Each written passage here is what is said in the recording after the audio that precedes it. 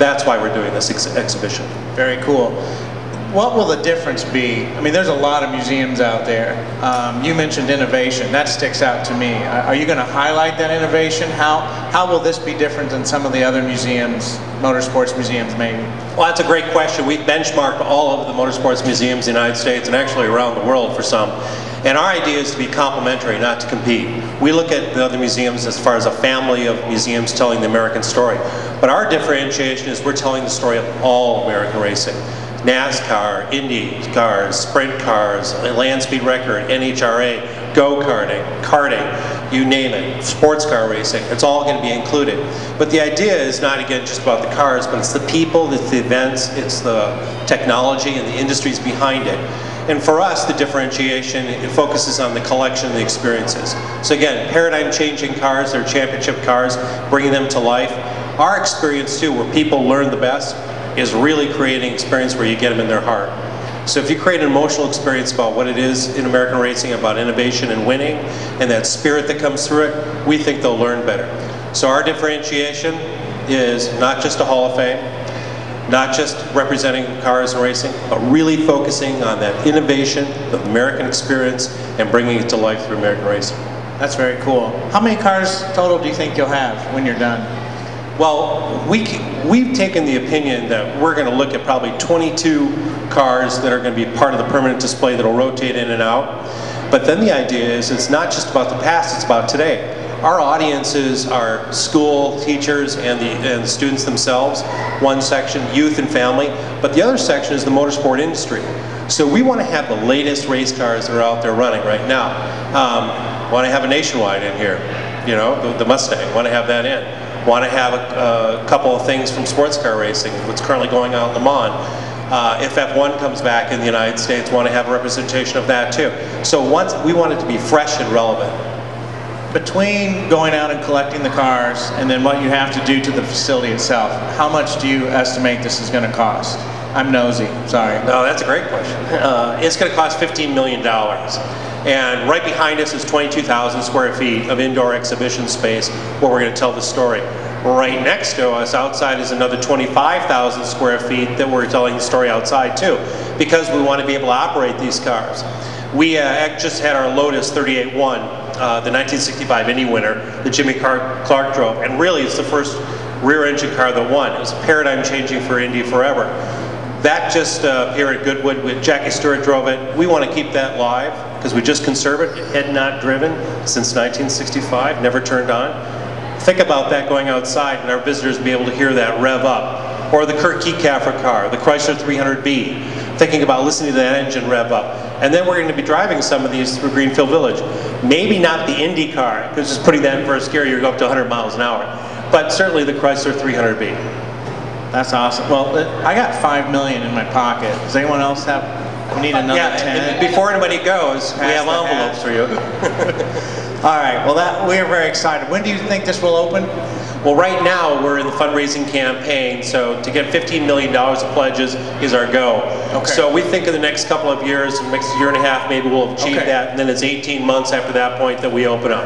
Very good. Well, I appreciate it. We look forward to that. Thank you, Roger. That's going to be awesome. Dennis, you want to take some questions from the audience now? Anyone? This is your chance. No? Yeah, there we go. Thank you, brave soul. Roger. Roger? Yeah, I can hear you. Thank you for inviting me to this event. Oh, you bet. Matt and I have been I'm very sad to hear that Roush got in an incident yesterday, but I recently retired from Roush this spring. So Matt and I have been co-workers. I've been going to the racetrack at Michigan Speedway ever since Roush has been in NASCAR, so it feels like a family reunion to me. I've sent Roger a few emails.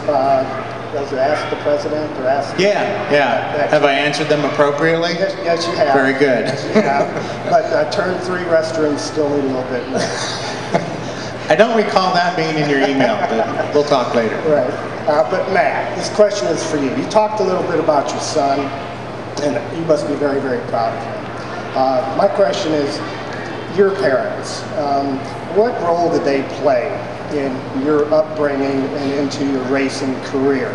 And where were you, and at what point in this upbringing did you realize that racing is going to, you know, fill my pocketbook? I'm going to make a business. I'm going to be a pro.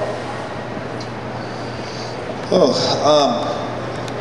my dad had 3 brothers, and they all raced just at some little local short tracks up in Wisconsin, where I grew up, ended up started racing. So his 3 brothers raced, my cousin raced, and then my dad started racing just this little local short track when I guess I was about 13, and just for something for us to start doing together. I mean, we didn't have any tools, we didn't have anything. We had this old 3-car garage, and we went to the races the last night of the year and bought a car and brought it back there, and over the winter we started getting some tools and try to learn to work on the car, and just kind of something I think for us to do together that was constructive. So if Dad would have went back and bought that race car that day, I don't know if I would ever started racing. I mean, I don't know. I mean, it was always something I loved, but I mean, I was a little kid, so I didn't start driving until I was 16, which in today's standards is late, but I really loved working on the cars and the mechanics of them and making them go fast and all that. That was the thing I liked as much or more than driving, to be honest. So I had to make sure my dad's car was done first, so I didn't start racing until,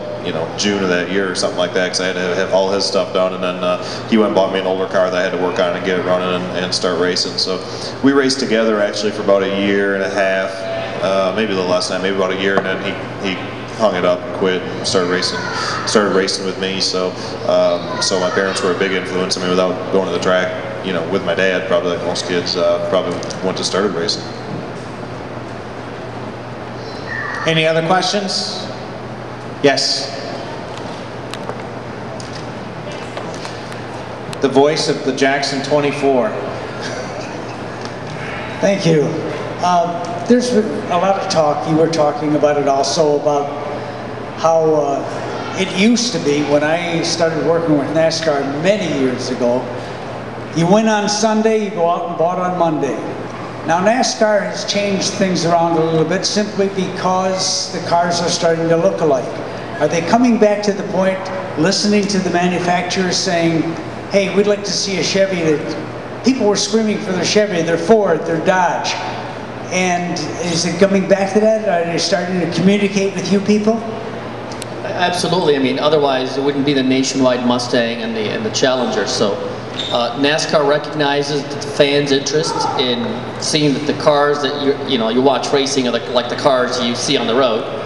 And so nationwide is a great example of that, of us working directly with NASCAR. And also our research shows that indeed, when we race on Sunday and we do well on Sunday, we do sell on Monday. There's direct correlation. Fans buy more Fords than non-fans. And so our job is to make sure that fans are feeling great, they're happy, and affiliating themselves with winners like Matt and the rest of the team.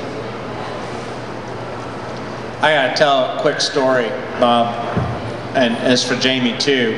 I was at a track that shall remain nameless, and a manufacturer came in who shall remain nameless, and they came in to talk to the dealership group about how important motorsports was. And they showed this data. It was amazing. People who signed up, went through the display at the track, like 90% of them came to a dealership to test drive a car. And of that 90%, it was another unbelievable number, like 75, 50% actually bought a car. And so they were telling this dealership group, they had all these beautiful stats and slides, and they said and they had it compared to baseball, football, and particularly baseball was very big at this particular track I was at. So they got done with the presentation, and they said, so what do you guys in the dealership group think? And they said, how do we fix baseball fans? That's not good, but it shows you the passion and loyalty of NASCAR fans. They're amazing. So.